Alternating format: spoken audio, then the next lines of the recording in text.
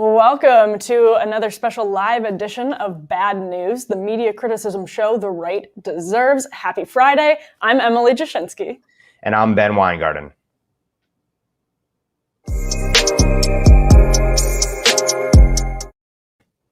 All right, like I said, happy Friday. Happy Friday evening. It's happy hour officially. Welcome to the show. We have 3 hot topics. What we do on every episode is run down some great examples, recent examples of media malfeasance to help everyone better understand exactly how corrupt and broken the corporate media is. Ben, I want to ask you to sort of kick us off on this first topic because you actually found this. I'm going to put the tweet up on the screen here. It was pretty incredible. I was surprised when I saw this. Twitter said 100 accounts with Russian ties were removed for amplifying narratives that undermined faith in NATO. That's from a Reuters report. And Glenn Greenwald reacted on Twitter by saying, it really started with Twitter coming down hard on Alex Jones, and now we're at the point where they're literally taking down accounts that were skeptical of NATO. Yeah, his point is just so critical, and I recognize now that this show is probably going to drive all of our viewers to drink, but I guess fittingly here, happy hour on Friday. But it really is, it shows you that the slippery slope is a real thing when it comes to this effort to cripple our First Amendment rights by proxy or directly, potentially, with the administration chilling speech. And, just this week, we saw these 2 members of the House put out a letter to various executives, essentially calling for, why is it that you carry, if you're a cable company, why do you carry Newsmax or OAN or Fox News, God forbid, on your package? Basically, implicitly threatening them, essentially, maybe with regulation or worse. And we've also seen the administration, according to reporting, pressing Twitter and Facebook and others as well to essentially police speech more rigorously, according to whatever standard the ruling class thinks is the proper one. So, yeah, it starts from, well, you have these supposedly fringe figures that they'll go after, but then ultimately it's anyone who dares deviate from whatever the official line is, party line is, uniparty line is on a given day. And it just puts us in such a perilous place then when, as I mentioned, those 2 members of the House wrote this letter, and then they had a hearing essentially on something like extreme or radical speech. And Jonathan Turley was the one stand-in really for free speech. And then you had others who were not where he is on the issue. And it's a scary place when everyone at the commanding heights of society, public and private, is all in agreement that certain speech is acceptable, namely speech that they're okay with. And then any speech that doesn't comport with whatever they have to propagate because they have to have a monopoly on thought in America is completely unacceptable and justifies the use of government power and private companies, putatively private companies deplatforming people. And it makes you question, where are we going ultimately? Are all of these platforms going to be locked down? Is the most purportedly mainstream figure going to be shut down? If courageous people don't stand up and say or do anything about it, then that is where we're heading. And people in the media are like the worst offenders in this because their whole job is about the free flow of information, and they're the ones leading the charge in some respects. So I'll get off that rant, and I may need a drink before this is over myself. Yeah, feel free. No, it is so counterintuitive. I actually wrote about that point you just made this week in the context of Jeff Bezos. You should have Washington Post employees up in arms over the fact that Jeff Bezos owns Amazon, which kicked Ryan Anderson's book off of its platform, engaged in this digital book burning of When Harry Became Sally. That should freak the heck out of Washington Post journalists. And yet we heard literally nothing from them on this issue. But that's something that should be really scary. But here's the problem. It's going to start with people that are like mainstream conservatives. and then it's going to move towards people on the left. And by the time they actually want to stop it, it's going to be way too late. They're going to realize that they've unleashed a beast that can't be put back in the cage. And I think we saw sort of like flashes of that this summer from journalists. The Harper's letter came out after Tom Cotton's op-ed was retracted from the New York Times. And of course, a bunch of sort of center-left journalists signed on to that, or people in the media signed on to that. But at the same time, I mean, it starts, the slippery slope argument, the frequently maligned slippery slope argument is completely true. And this is exactly how it happens. And Greenwald's tweet is great because it does start with Alex Jones. It starts with people that it's like, listen, this person has perpetrated some really harmful conspiracy theories. They have some bad beliefs, but what people don't understand is that purging them from platforms and attempting to take them out of the public square isn't going to make matters better. It's going to make them much worse because it feeds their narrative that the corporate press is out to get them. And it draws a lot of people to their ideas. And on top of that, it gives the oligarchs that journalists should be holding accountable rigorously and skeptically. It gives them excuses to keep lowering the bar because they got away with it when it was Alex Jones. And so now they're going to lower the bar to Ryan Anderson, and then they're going to lower the bar to people who are critical of NATO. I mean, it's really, really unbelievable.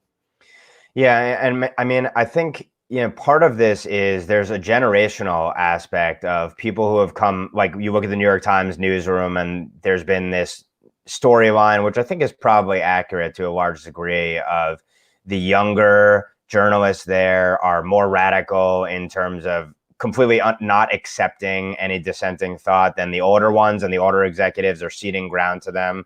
And we're seeing that play out throughout society. And this is, of course, a consequence of what happens in our universities in the first place. But you just have to ask at the end of the day, can any of these people come up with a better argument than good speech beats out bad speech, and destroying speech altogether is far worse than wherever the bad speech is? I would love to see one of them actually debate it. And I urge all of our viewers, check out Jonathan Turley's testimony, an honest liberal and one of the few truly liberal in the classical sense, liberal Democrat folks, to stand up there and say, look, we're entering very dark territory if we're going to go down this road of censorship. I guess, my question to you would be, how much do you think this is generational versus just this is where the Democrats are and everyone realizes you kind of have to get on board the censorship train? Like, for example, when you look at the testimony of Merrick Garland, and I know we're jumping around here, but Merrick Garland talking about you can't call an illegal alien a criminal if they violate our borders and break our laws. If you attack a federal courthouse, but it's after working hours, it's not a terrorist attack and an assault. But if you go and storm the Capitol during the hours between 12 and 3, then it is domestic terrorism. Like, where is that? Just where they are, and everyone, including the establishment, realizes you have to get on board? Or do you think it is a generational thing and maybe there is some hope? This is a really important question because I think it's a combination of both. I think, and there's been a lot of conversation about sort of the generational divide, and the boomer generation in particular, with the release of Helen Andrews' new book, Boomers.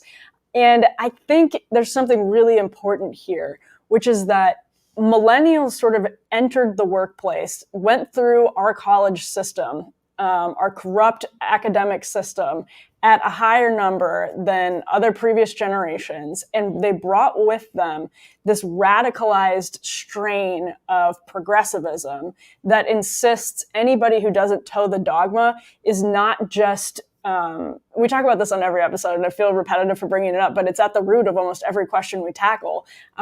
People who disagree with you are not just political opponents. They are necessarily bigots, and they are sometimes, with their political opposition, engaging in violence, simply for, as Rand Paul did this week, talking about treatment for gender dysphoric youths. So you're in a really dark situation. And when you import that many millennials into the workplace, whether it's at the newsroom of the New York Times or the Washington Post, or it's at a corporate boardroom, what happens is you have these sort of like Manhattan dwelling boomers or coastal boomers who want to be on the so-called right side of history. And the cost of opposing the sort of dogma is way too high to justify the benefit of speaking up. And that happened slowly over the course of time. It really was death by 1,000 cuts.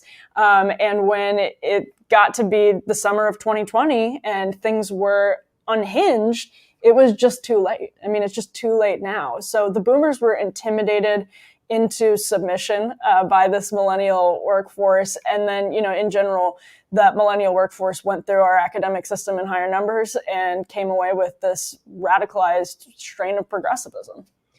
Let me close this out with 2 points. One, let's just say the dogma lives loudly within them. Yeah. You should say that every single day. And number two, it's really important to remember, I think, that yesterday's conspiracy theory is today's settled science. And look at the coronavirus coverage of what the experts told us versus what actually proved out true, and flip-flopping and such. So often, our elites are really flying by the seat of their pants. And that's why you need to have dissenting opinion from whatever the prevailing orthodoxy is, because they're engaged in such groupthink. They all go to the same schools, dine at the same restaurants, hang out at the same clubs. There is so much groupthink and so much myopia among our purported betters that there has to be competition to their ideas, or ultimately we don't only end up with a uniparty monopoly on the official narrative, but it ends up in disaster for those of us, all of us, unfortunately enough to be ruled by this ruling class. Yeah. Well, absolutely. And actually, that's a pretty good segue into what we want to talk about next, which is, here's a headline from Fox News. You can see that right there. NBC analyst with history of pushing conspiracy theories testifies at Dem-led hearing on domestic terrorism. Now, domestic terrorism has been a new focus of the Democratic Party, and there's a very serious question to be raised about whether it's an outsized focus, whether it's something that they're focusing on for political reasons, and if their focus is proportional to the problem. Let's talk about Malcolm Nance, because that's the expert witness, the so-called expert witness in question here.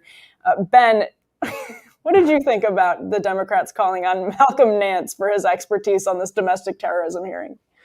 I mean, I guess the positive of this is that it's sort of discrediting of the Democrats that this is who they call as an expert witness. But I do think it shows you that these people who become media stars by essentially being unhinged partisans, but laundering them through their credentials, is a running theme that you see particularly with those who used to work in the national security and foreign policy or intelligence or law apparatuses.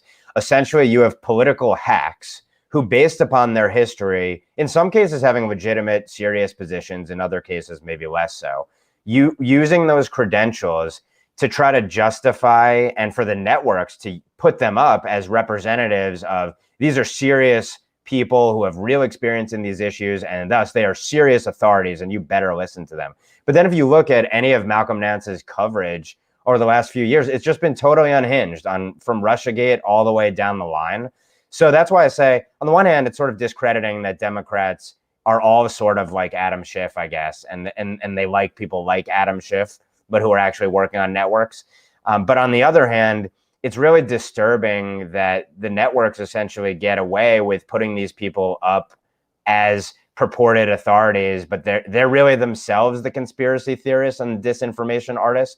But their speech is okay, and they ought to be put up there on Congress in Congress to testify and provide some justification for the coming purge of wrong thinkers in this country. And my question to you would be, as a real serious journalist, what would be the questions that you would ask of our purported representatives about the coming domestic war on terrorism? I want to open the floor to you and see what you would ask.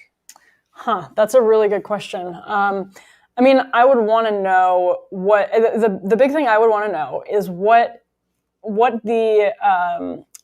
the standard, what is the definition, what is the bar? Because if there's one thing the left is really scarily bad at now, it's definitions. They have overly broad definitions of really like terrible concepts, bigotry of all forms. They define in incredibly broad terms. And I think they're now doing the same thing with conspiracy theory and domestic terrorist. I think they are starting to, or like white supremacist. These are things that are really serious charges, and Democrats are cheapening them by broadening the definition. And so my question to lawmakers is would want to know exactly how you're defining it and which experts say that's the correct definition. Historically, how has it been defined and why is that wrong? What is the limiting principle here? Because I really don't think there is one. And maybe the limiting principle is simply support for Donald Trump. I don't know, but it doesn't seem as though they actually really have one at the end of the day. And that is what that's what I would want to ask them. And the deep and infuriating irony of all of this is that they are looking for conspiracy theorists, and they're using a conspiracy theorist to sort of have that conversation. They're relying on somebody as an expert who is an expert in conspiracy theories, not because he's so lucid, but because he himself is a conspiracy theorist. I mean, it's just this like rich but infuriating irony. And the only reason that establishment Democrats and people on Capitol Hill think that Malcolm Nance qualifies as an expert witness on this topic is because of the way the media. I mean, there was actually a good profile of him in the New Yorker last year that really got to the bottom of some of his nuttiness. But like, it's because the media has given this man a pass. It's because the media has given him credibility. At the end of the day, that's what it is. Yeah, the only thing I'd add is if the limiting principle, and I agree with you, by the way, and the media should do this, and of course does not, but really basic questions like define extremism, define what you term white supremacy. Is white supremacy that you have Edmund Burke on your bookshelf and you read the classics and the Federalist Papers, and oh my gosh, if you have the anti-Federalist Papers too, then you're an insurrectionist and a seditionist. Like, what defines the group of people that you're targeting? Why are you targeting them? On what grounds? How can you justify the use of pervasive government power? What are you going to do to protect our civil liberties in this process? Particularly if you're talking about potentially turning the tools that we used on terrorists overseas on Americans at home. Yeah, those basic, why aren't those basic questions asked? They should be asked.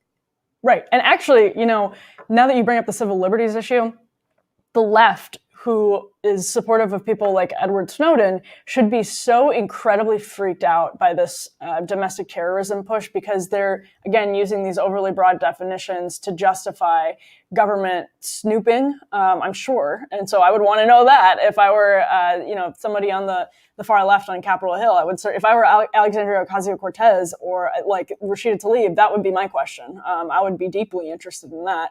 And yeah, I mean, they seem to show no interest in it. So it's just another one of those crazy, dynamics. My feeling is the reason that they are not really speaking up is because they don't fear that those authorities will be turned back on them. And maybe they're right about that. Maybe they're justified in thinking that.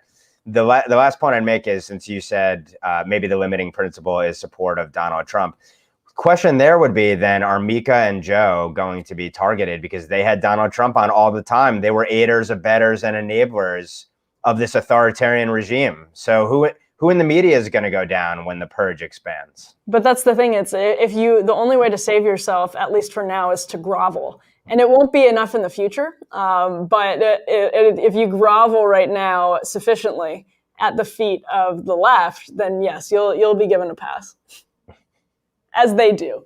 Let's move on to our last topic, and this is one I think we could do a whole show on. Here's the excerpt. It's a Washington Post column from a Washington Post columnist who took to the paper to lament the lack of fictional abortions this week. She is literally complaining that not enough television writers make up babies to kill them. That's the complaint here. there are not enough fictional abortions. And her argument essentially is that, like, look, abortion is a real element of life. And every time there's a baby on a TV show, it seems as though it's a plot device to, bring a couple closer together or to do X, Y, and Z. But, there aren't enough abortions on television, even though abortion is really a very real part of, a woman's life and of the dynamics in friend groups and the dynamics in relationships. So abortion, and then she says, not only must abortion be depicted more on television, it needs to be depicted as an empowering act, right? Like, so she's not just saying there aren't enough. She's saying there aren't enough empowering abortions on television. What did you think of this one, Ben? I mean, so many different responses to this. My first is, this is one of the things that makes TV unwatchable today in a lot of respects. There are some great series out there that really do capture the human condition and don't preach to you. But almost every kind of popular show on every major network, and I admittedly do not watch a lot of them. I watch The Blacklist and a few other programs like that. And I like the spy dramas and thought The Americans was a great series. And we can run through our favorites and least favorites. But as my wife watches shows and I'm reading stuff and I hear them in the background, I want to throw the remote at the TV or my phone at the TV every single time, because you just know, oh, here's where, they're going to play up this progressive narrative. Here's where they're going to play up that narrative. Of course, this character is portrayed as the poor one, the evil one, the repugnant one. Of course, this character is the virtuous and just one. And so now you want to go to the point of taking a human life like this, and you want to see it done en masse on television, because she assumes this will take the stigma out of it. It's just repugnant. And it's also interesting to contrast it. And I'm not making a policy argument one way or the other, but you contrast this belief that essentially abortion should be done en masse on television with the testimony that you mentioned with Rand Paul speaking to, I think, the future Assistant Secretary of Homeland Security, and this transgender Assistant Secretary of Homeland Security is talking about, adolescents being able to make choices about choices that will impact the rest of their lives in terms of their gender, sex, all the surgery that's needed to be done and the hormones and everything else. And so adolescents can make that choice, but of course the unborn, but if you have ever had a child, your family, or you've been close to a pregnancy, you see the development of that fetus into a human being.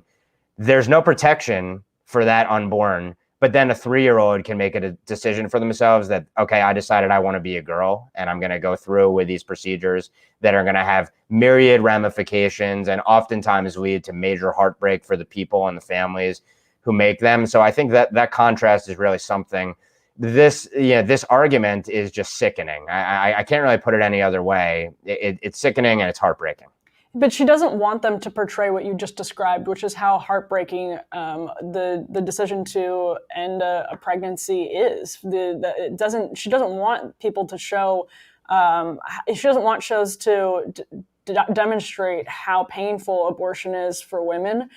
She wants it to be depicted as an empowering thing. So it's not just that she wants a higher volume of fictional abortions on television. She wants a very particular kind of abortion to be shown on television.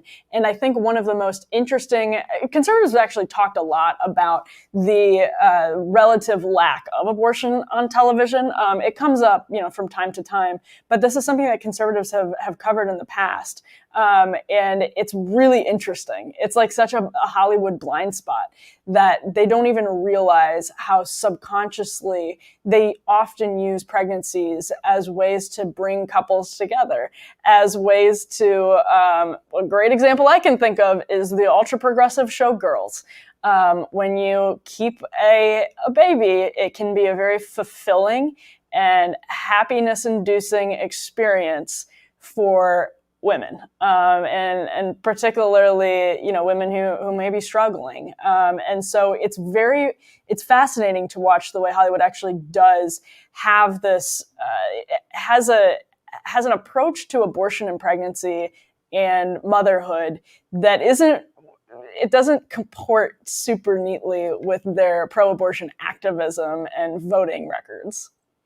Yeah, and another good example would probably be Knocked Up, and how like most of the Judd Apatow movies sort of at the end of the day have, when you really step back and look at it, almost a wholesome take on things. And I do think it points to some degree, we've talked about Charles Murray a little bit in the past, and Charles Murray talks about how our elites do not practice what they preach. They preach that everyone should shout their abortion and, don't let other people do whatever you want in life, pursue the most hedonic lifestyle possible. Don't care about the consequences, whatever. Remember, it's their side that was against the Leave It to Beaver sort of conception of America, not conservatives that did that and turned this into a much more crude and cynical place. But at the end of the day, in their own lives, they live pretty standard, traditional American lives. And I think maybe you see that seep through. To your point, it's almost unintentional and inadvertent. But at a basic level, they still understand, they still are humans just like we are humans, and understand that portraying it in a gratuitous way and celebrating it is something that shocks the conscience. Even if they would say that like everything is relative and there are shades of gray and, whatever is right for you is right for you. At the end of the day, even I guess maybe they still acknowledge it, but I guess not people at the Washington Post. Yeah, and that's where that's sort of my final thought on all of this, is that like in the safe, legal, and rare era of the Democratic Party, I don't think this would have run. I'm not opposed to the Post running it, because I think it's important to run op-eds that reflect a broader perspective that people have, so that they can be kind of knocked down when they deserve to be knocked down. So I don't necessarily oppose the Post publishing it, but it does speak to the totally shifting tolerance for abortion from the safe, legal, and rare Democratic Party to where we are in 2021.